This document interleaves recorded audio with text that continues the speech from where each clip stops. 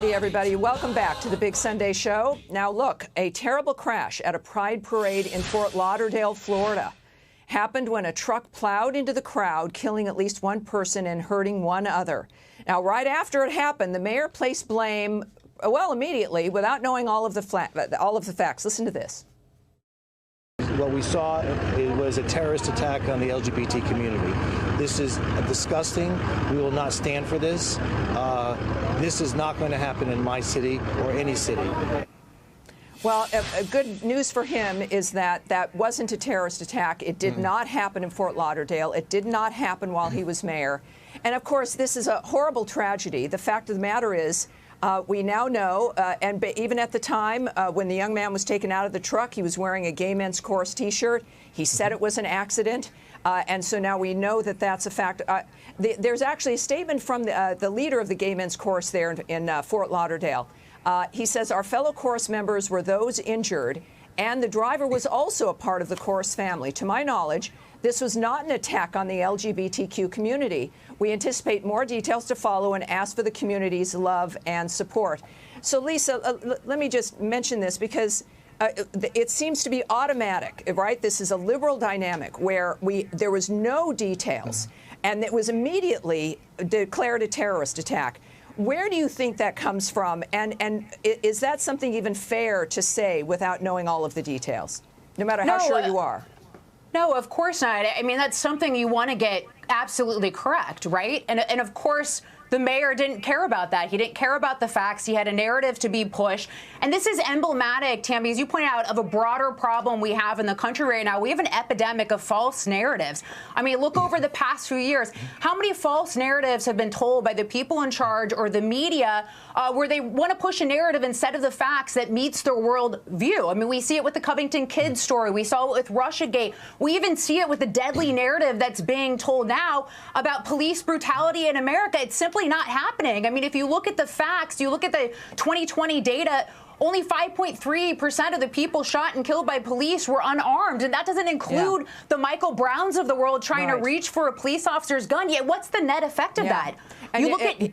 Well, you look at murders and homicides going up in cities across America as a result of this false narrative that's been told. We've got a statement. We've got a statement that the mayor made to Fox News. He said, with all of this now and the realization that it was a horrible accident, he said, I was an eyewitness to the horrifying events. It terrorized me and all around me.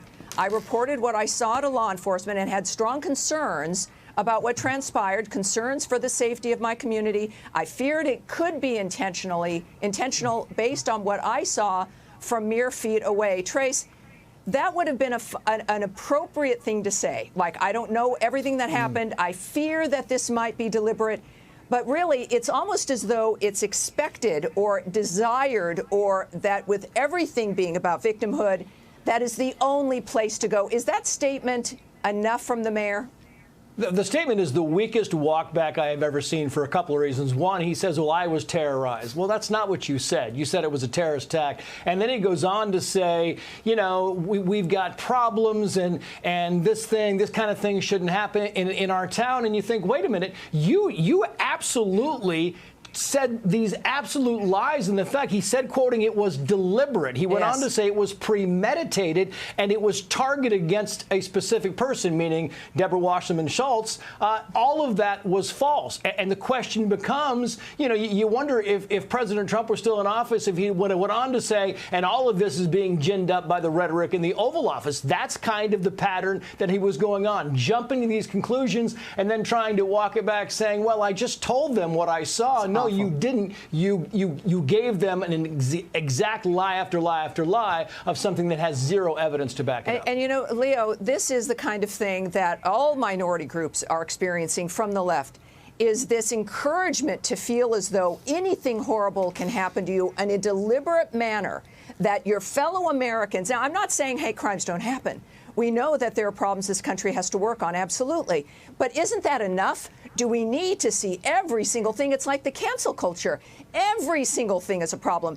Everybody's existence is offensive. And now, of course, with people clearly are going to be grieving, a horrible mark on the day. Do you think this is something that Americans finally recognize as this having gone too far and people being brainwashed in a way? Most Americans do, Tammy, but the left will continue to play this game. You see, they play identity politics, and every person that falls within their rubric, color, gender, orientation, is a victim. We're automatically a victim, even though we suffer no harm. And that mayor, Tammy, to get out in front. Normally, when you do a criminal investigation, you have the law enforcement, you have the chief of police speaking. This guy went out and intentionally lied. He lied without any factual information from law enforcement. And he can't walk that back. But the Democrats and the left are always going to play identity politics because they want us to feel oppressed. I do not feel oppressed.